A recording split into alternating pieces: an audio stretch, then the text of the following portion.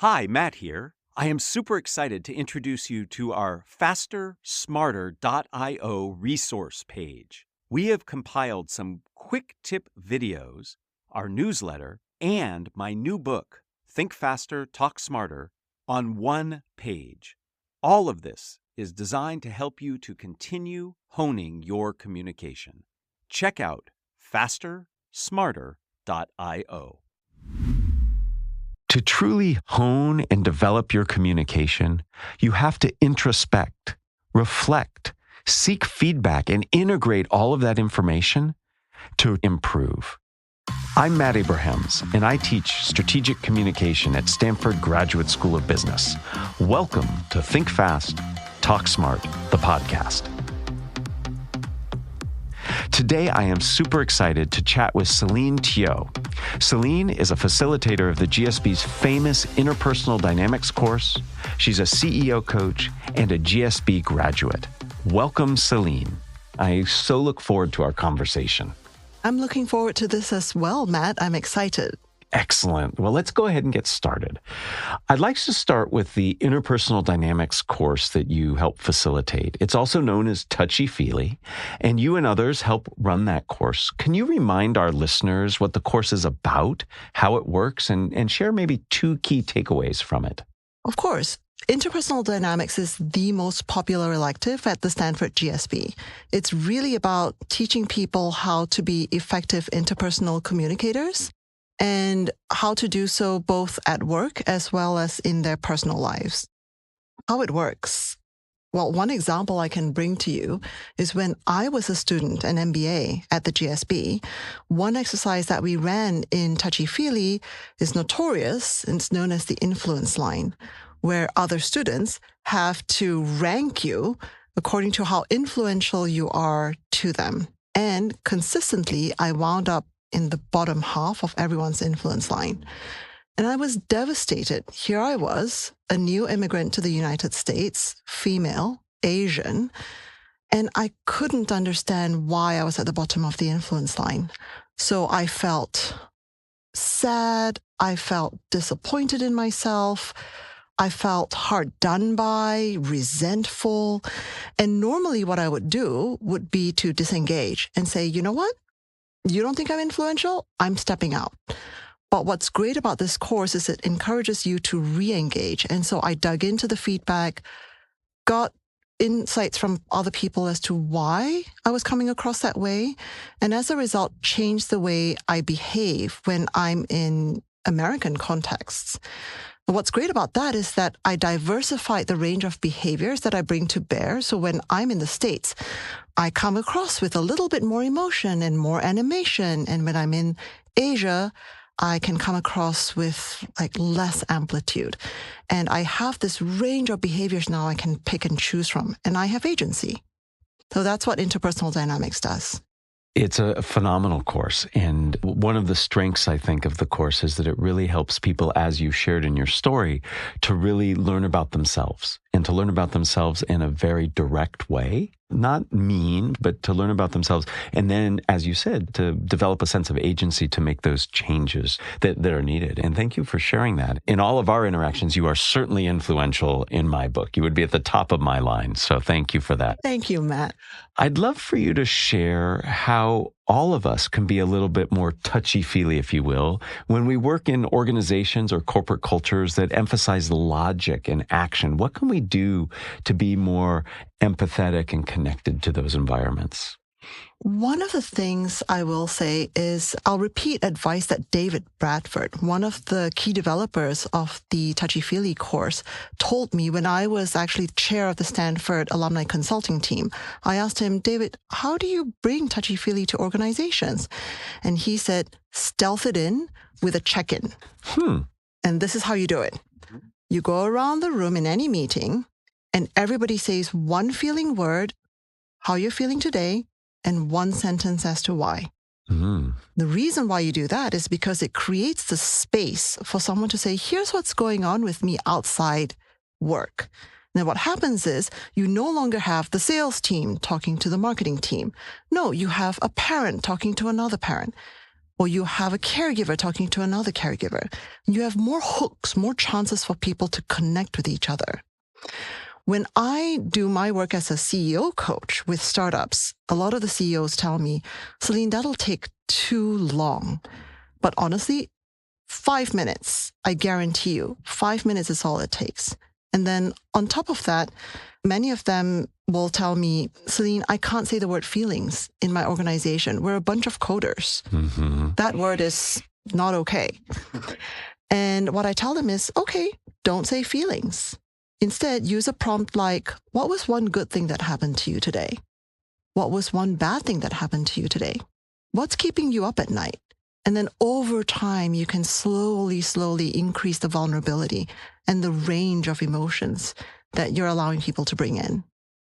I love the advice, and thank you again for the specific examples about how we can start with something as simple as just begin by checking in with each other. And in fact, doing so can warm people up and get the conversation going. And it doesn't always have to be about an emotion. And I loved what you said about how it changes our relationship. So I'm no longer my functional role talking to your functional role. We're two people communicating, and that immediacy and connection I can see brings a lot of value.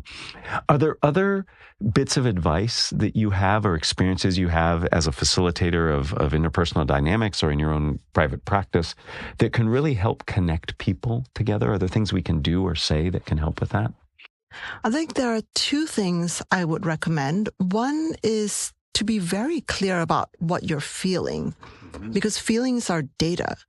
And in the rest of our logical lives, we would never make decisions on bad or highly abstract data.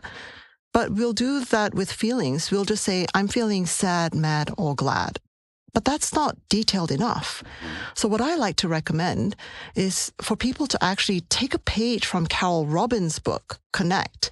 In the back of that appendix, you'll actually see a feelings chart. Carry that feelings chart around and check in at the beginning of meetings, at the end of meetings, and say, how am I feeling right now at a granular level? As an example, before our chat today, I've listened to this podcast since the very beginning. Oh, I love it. And so as a result, before I came in today, I was excited. I was glad. I was anticipatory, but I was also nervous. And so what did I do with that? I decided I would go for a walk, get some of those nerves out. I would practice my vocal exercises. And then I decided to reframe. You and I will have a wonderful conversation.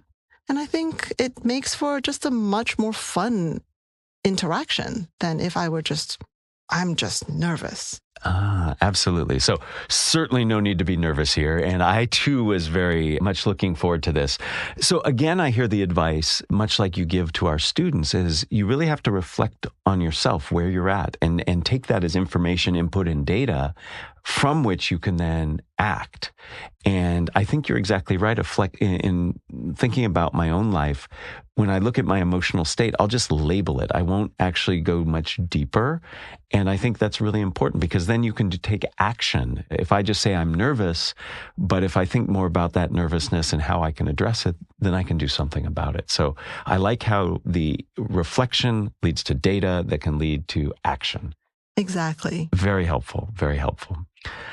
I'd love to get your thoughts and advice on how do you manage challenges and issues and disagreement at work when you're confrontational rather than collaborative? I would say it's all about empathy. Okay. Conflict is magnetic. It draws attention. And whenever we encounter conflict, our attention tends to go to this narrow focus point. That is the conflict alone. I like to encourage my clients to expand their perspective and think about the relationship as a whole as a container. And then go to Gottman's research that we also reference in Interpersonal Dynamics. Gottman found out that there's a 5-to-1 magic ratio of positive interactions to negative interactions in successful relationships. So my advice is build your emotional piggy bank by depositing those 5 good interactions in before you have the conflict. Build that, and then even in the conflict, continue depositing those positive interactions in as a way of making sure that your conflicts go well. because you're demonstrating good intent. You're demonstrating that the relationship's important to you. And these positive interactions can be really small. They could be a smile, an eye meet, they could be a pat on the shoulder, they could be a nod of the head. It's easy, but we forget. I forget. Yes, I certainly am familiar with Gottman's work and this notion of storing up positive interaction. And I see this in my interactions with my kids. There's a lot that I try to actively acknowledge the successes. As a parent, it can be very easy to focus on the things you'd like to change or advice you'd like to give. So I consciously try, when positive accolades or praise are appropriate, to give that, knowing not only that that will help in the moment, but it might help me in those times where I have to give negative feedback or have a conflictual situation. That's huge, Matt. I love that you're doing this with your family. And even at work, we have Slack channels called Celebration, where people are encouraged to drop in and just celebrate somebody else for something they did. Or at the end of meetings, we'll actually have breakout rooms where we'll put two people in together and celebrate each other. That's really fabulous how that can help people. And I begin to think back to when you talked about ways to bring empathy and feeling into organizations with a check-in at the beginning. Some kind of gratitude or celebration at the ending might be a really nice way to round out an interaction or meeting. They're nice bookends. That's right. That's perfect. For those of our listeners who are looking to enhance or hone their empathy, feedback, and communication skills, what advice and guidance would you give them based on your experience? I would recommend asking. So the reason why I say that is all of us here sitting in Silicon Valley, business types, we tend to have advice monsters. We like to give advice. Mm-hmm.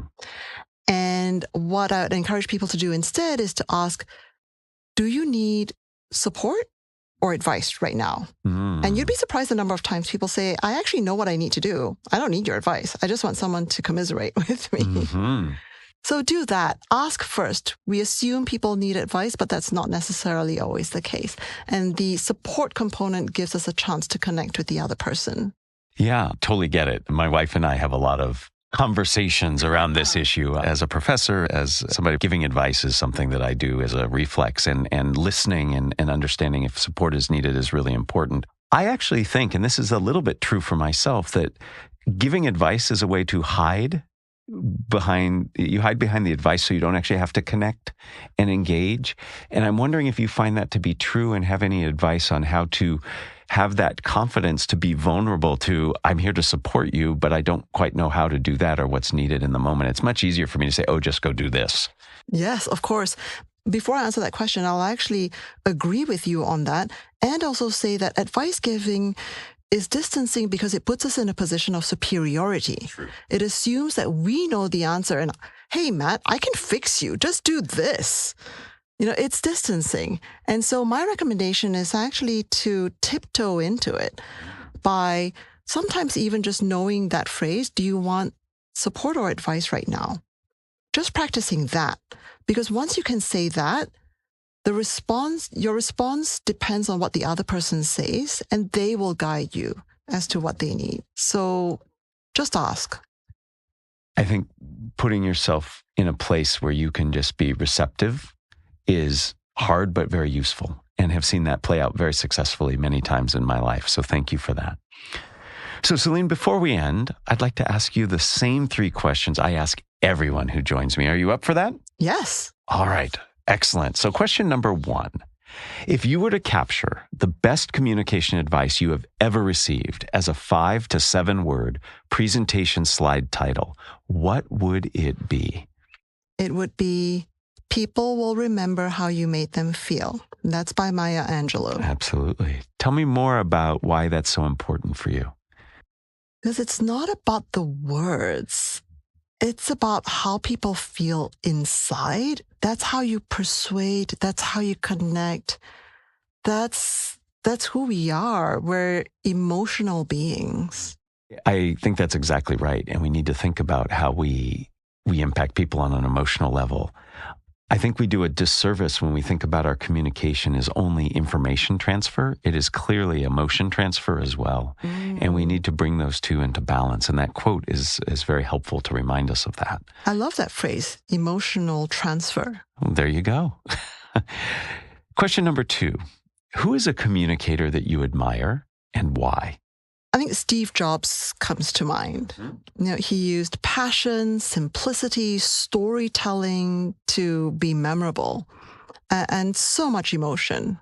Absolutely. And the thing I like about Steve Jobs in terms of his communication is he worked really hard on it. He was very good at it, had lots of natural talent, but he worked hard, tirelessly to improve and hone. And he also made sure to focus the message in a very concise, clear, audience-centric way. So I agree. Lots of good things to learn there. So much hard work underpinning what looked effortless. Isn't that amazing how, and I think that's a great lesson for all of us to remember, is that practice and preparation can make things easier and look easier. Question number 3. What are the first 3 ingredients that go into a successful communication recipe? I think listening to understand, finding commonality, and connecting through feelings. So connecting through feelings, I see absolutely from what we've talked about. Talk to me about listening to understand. I think that's bound up with empathy, right? You can't really communicate if you don't understand what it is your audience is looking for, your counterpart is looking for, what they care about. We focus too much on ourselves. Yeah, and I feel like people, and myself included, when I listen, I'm listening for the hooks that give me what I want to say next or help me get to the next place, and not necessarily reflecting on what this means for the other person and potentially for this relationship, interaction, etc. So I like that idea of listening to understand. Yeah, it ties back to what you said about practice. Conceptually, it's an easy concept, but it's really hard to do because you have to let go so much of your own agenda. Yeah, you have to quiet your mind and really be present. And for a lot of us, that's hard. Celine, thank you so much. This was a true pleasure to chat with you. This notion of really respecting our feelings and embracing them and looking at ways to really understand ourselves so that we can bring our more whole self and emotional self to our interactions, our communication is absolutely important. So thank you for the lessons. Thank you for your time. And thank you for sharing important information with all of us. Thank you, Matt. Pleasure was all mine. Thanks for joining us for another episode of Think Fast, Talk Smart, the podcast from Stanford Graduate School of Business. This episode was produced by Jenny Luna, Ryan Campos, and me, Matt Abrahams. Our music was provided by Floyd Wonder. For more information and episodes, find us on YouTube or wherever you get your podcasts. Thank you, and please make sure to subscribe and follow us on LinkedIn.